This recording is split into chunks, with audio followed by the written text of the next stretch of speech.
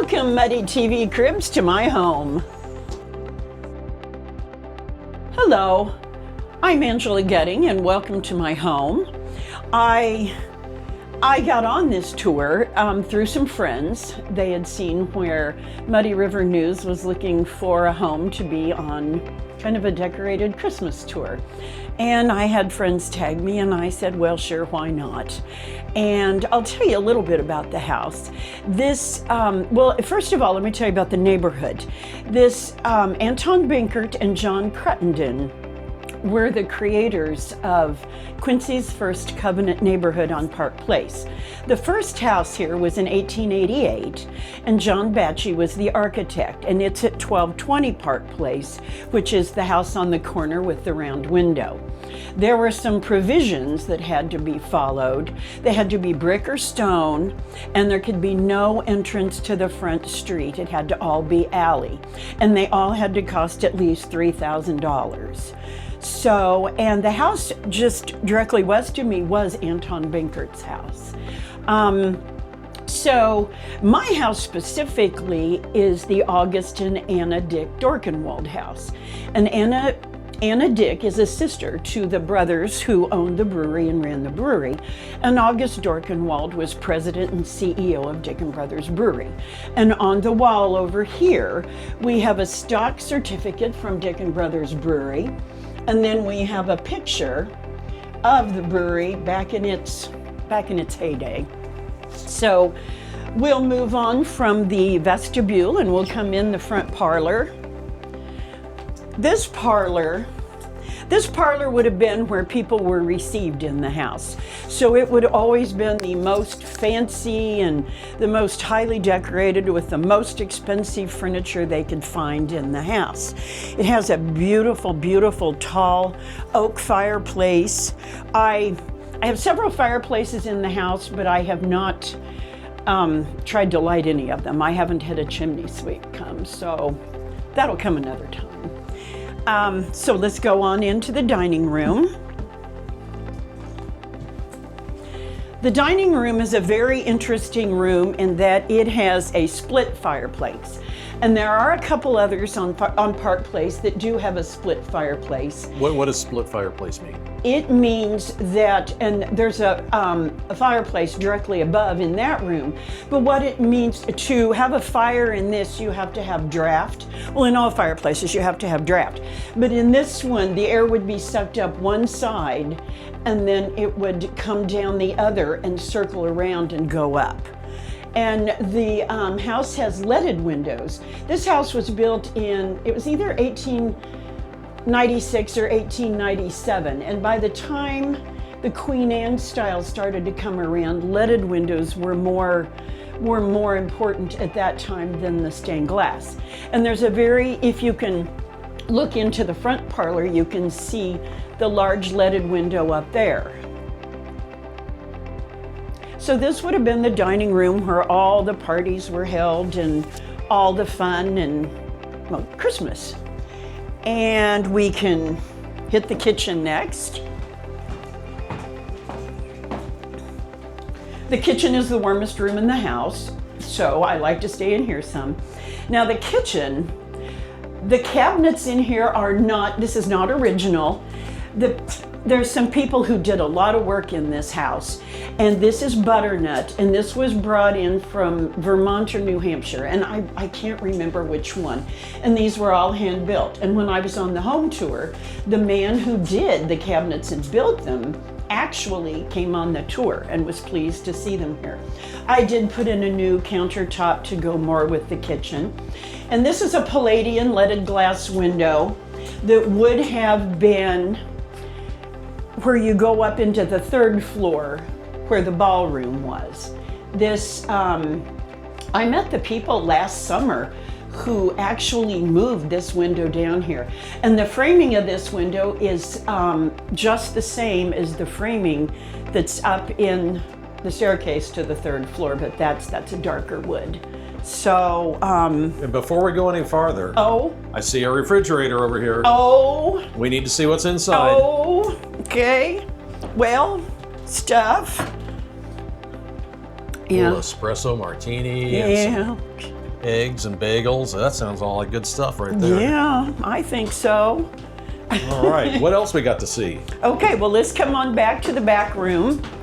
It's rather a working room, and it's a working room in progress. This would have been a pass-through to the upstairs. These are some of my family things up here.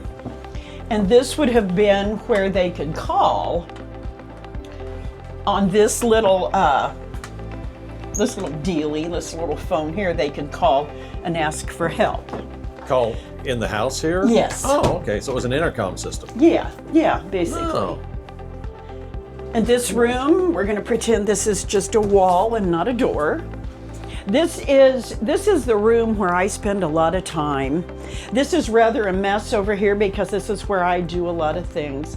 But when I was on the home tour, I had a lot of people say to me that this was the original kitchen back here. And I know that there's a folio at the History Center at the John Wood Mansion of this house and all of the artisans that worked in the house, because each floor in the house has a different inlaid pattern. But this is kind of a work in progress, so don't look too close. Are your floors original wood? Yes, they are. They are.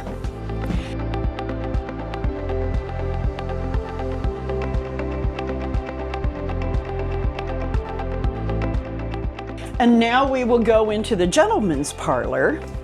This is where, after dinner in the dining room, the men would have came in here and they'd have probably had cognac and cigars or smoked their pipes or whatever while the ladies went into the front parlor.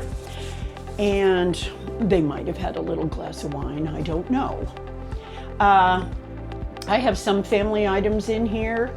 Mostly it's things I've collected over the years, antiquing and thrifting. I kind of run the gamut here from Salvation Army to Neiman Marcus. So, and I've traveled a lot in my life, and a lot of the things here, these are from Thailand and Cambodia. And the African masks here and here, they're from different parts of Africa that I've traveled in. So we'll come upstairs and we'll see what all is up here. All right. First we'll go into the sewing room. This room, every room has a Christmas tree also this year, so I went all out for you people.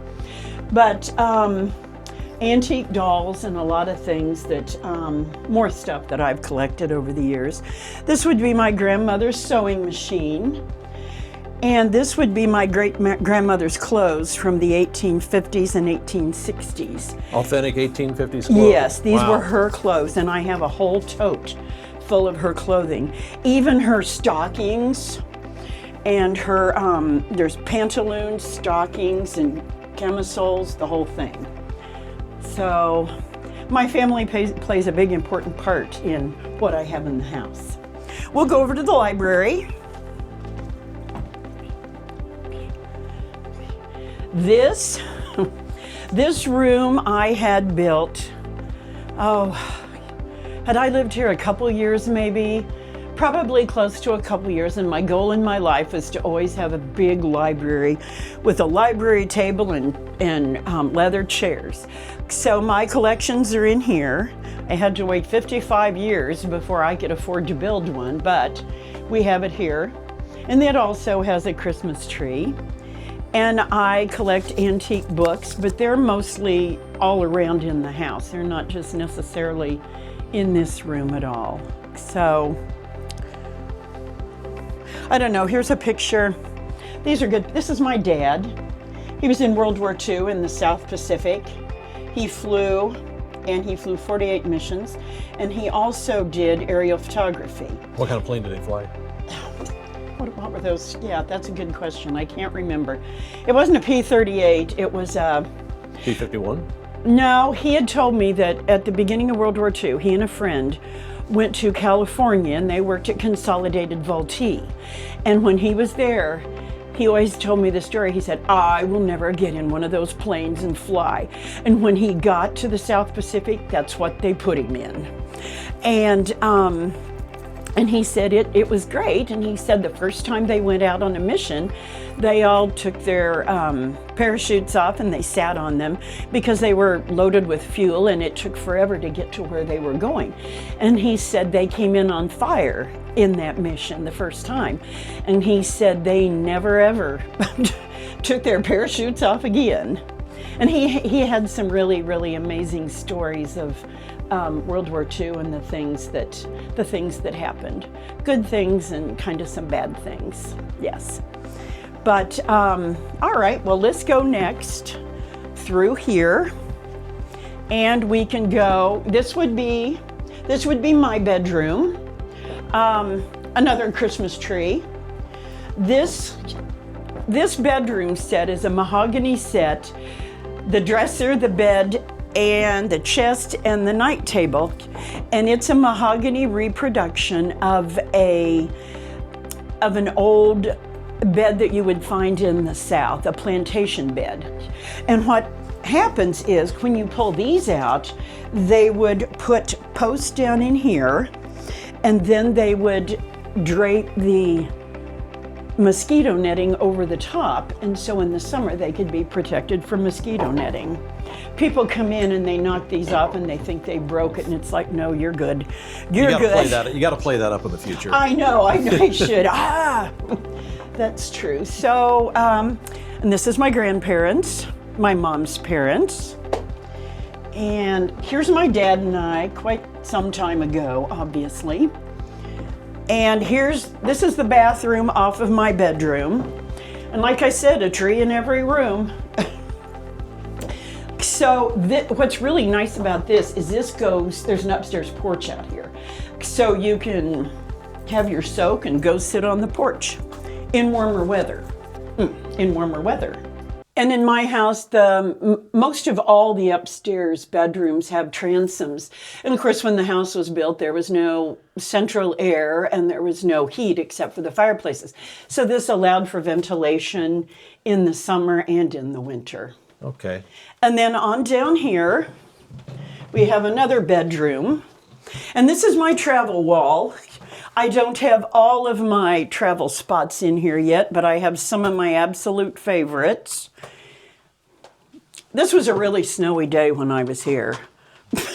I'm kidding. Taking a picture of a polar bear on a snowstorm. Yes. Yeah. And back here is the back bedroom. This is kind of a really feminine room. I have another room that the door was closed. It's mostly just filled with stuff right now. And it will be another bedroom where that you can, actually stay in the room and not maybe feel like you're going to break something. Your kitty isn't making much noise there. I know. People come in and they'll come up here and they'll be like, oh my gosh, how come your cat's so quiet? It's like, well, I understand there's some stories behind this tree right here as well. I love Christmas. Christmas is such a time of hope and joy and peace that obviously I like to decorate. And a lot of these are very old. There's this one. And then this one is a little piggy.